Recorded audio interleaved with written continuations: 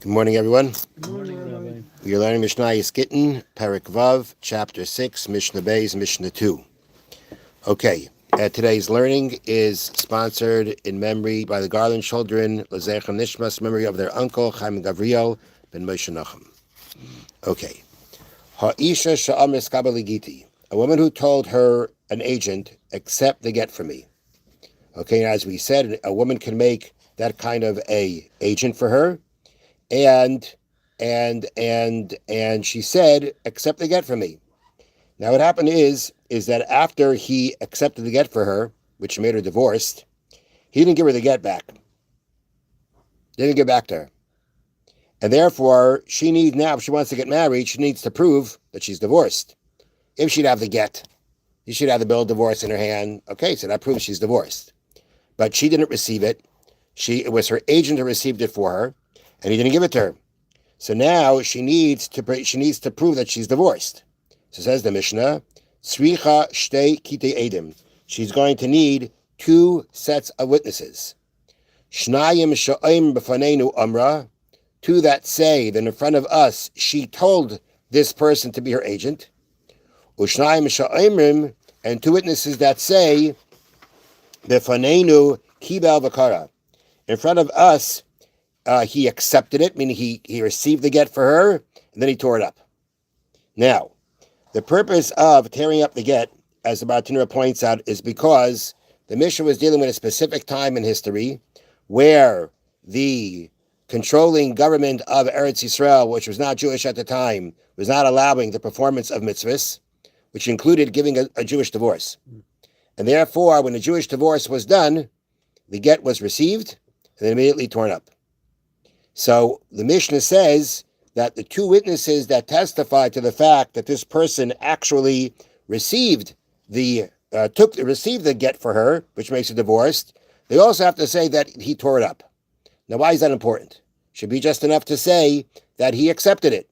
Why do they have to also testify to the fact that he tore it up? So they bring down here in the notes, the reason the witnesses must testify about seeing the get being torn up is that people might otherwise assume that, even in times of danger, a woman's agent would risk getting it to her if he had actually received it. If you're an agent, right, you might think that, you want to make sure she knows that he received it. And even in these kinds of situations, he'd make sure to get it to her. And the fact that she never got it would then lead to rumors that she was not actually divorced. And therefore, we need specifically in this time that not only do the witnesses testify that this person received it for her, but also tore it up so that no one has any kind of questions or doubts as to whether there was really a get given or not. Now the Mishnah continues, even if it's the same people who are the first set of witnesses and the second set of witnesses. I mean, you can have the same people that actually say, we saw her appoint this person as the agent, and they also say, we also saw the agent receive it and tear it up. It could be the same ones. Or you could have one from the first ones, meaning one witness that says that he saw the woman tell the agent to become her agent to receive the get. And you have one witness that says, it's from the last ones, meaning that says he saw the agent receive the get for her. And then you have one who combines with the other ones, meaning you've got of the two sets of witnesses, you've got, let's say for the first, you've got one witness, you have one witness for the appointment, you have one witness for the receiving, and then you have the same third witness, the same guy who says he saw both. In either case, we say this is going to work. Now, why would I think otherwise? What's the point here? So again, here in the notes, they bring down, we do not consider it suspicious that the same people who were with the wife when she appointed the agent also happened to be with the husband when the agent accepted to get the get from him. Typically they're not like in the same area if we're appointing agents. Mm-hmm. So it's a little bit funny to say that the witnesses were there with her and together with him. It sounds a little funny. And therefore, one might think that we wouldn't allow that to happen. We wouldn't rely on that in order to prove that she's divorced and remarry. Says the Mishnah, you do not have to be concerned. Now, the next part of the Mishnah deals with the following. we know that there are 3 stages of development for a girl.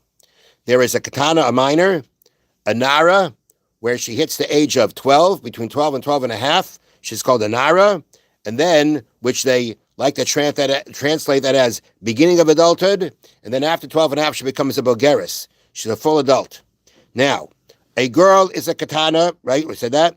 And the halacha is, we know, that a father can receive kedushin for his daughter, who is either a katana, a minor, or a nara, or a girl who is 12, 12 and a half. Even though she's an adult, the Torah still gives the father the power to accept kedushin for her, whether she accepts it or not, whether she agrees to it or not.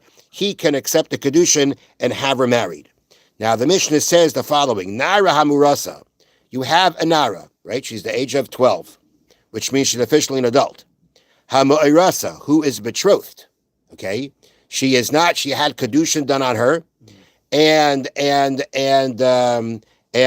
had kedushin done on her. We're not talking about that she had chuppah and kedushin. She didn't have. Sorry, she didn't have nesuin. She didn't have chuppah. She's only at the stage of kedushin. So the Mishnah says, "He the avia mekablin askita." Both she and her father, meaning either one, has the ability to accept her divorce. Okay, according to the first opinion, the father, who we know had the power to marry her off, and we also know has the power to accept her. I mean, the father can accept the get. We know that. We know that the father can receive the get for her. But the Mishnah now says that when it comes to the get, she also can accept the get. She's an adult, and therefore she has the authority to do so.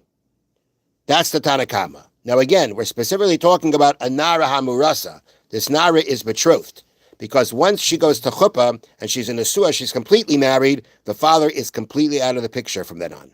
The father loses any kind of rights. We know that a father can accept kedushin for his daughter. The father can annul her vows. That only goes once we now when you hit nesuin, when she gets fully married through chuppah, then already the father is out of the picture, has no more authority over her in regard to these things. And at that point, she would be the one accepting the divorce and not him. But here she's ma'irasa. She's betrothed. She had kedushin done on her. She's not completely married. And therefore the Mishnah says both he and the father, both she and her father, either one, you don't need both of them to do it, either one would be able to receive her get. Omar Rabbi Yehuda. Rabbi Yehuda said, he argues, and he starts off with a statement, Ein shte yadayim zeiches ka'achas. 2 hands cannot acquire at the same time. It means to say 2 powers cannot be working at the same time. Ella, rather, avia makabel eskita belvad. The father alone is the one who has the power to accept the get. Meaning Rabbi Yehuda starts off with a premise, you can't have 2 people having the power over her. It's got to be one. Which one it's going to be? It's going to be the father, because we know for sure the father can accept the get for her the same way he can accept the kedushin for her to get married. He can accept the divorce for her to get divorced. And therefore, once we know that only one person can have power in these kinds of situations, it would have to be the father. The final part of the Mishnah is, again, not a continuation. Any woman, any girl who is married, who does not know how to guard her divorce, she cannot be divorced. Now, it means like this. We said that a father can marry off his daughter even when she's a katana. She's a minor, right? She could be very young. And she could actually be at a point, she could be that young that she doesn't really get what's going on. She doesn't really follow what's going on. And if she doesn't really, and the Mishnah says, if she is at a stage in life that she is not able to guard her get, her bill of divorce, if it was given to her, she is not able to be divorced. Now, the Torah says like this. The source for this, it comes from the fact that when the Torah talks about divorce, it says, V'shilcha mi beisai, and he, the husband, after giving her the divorce, sends her from his house. So therefore, from those words we derive, Misha meshalcha ve'eno chezeres. This woman to be divorced has to be one that when you send her out, she doesn't come back. She understands that marriage is over, and therefore she doesn't come back.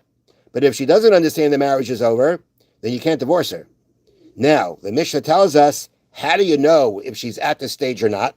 There's a way of determining this without, trying it out and see if she comes back or not.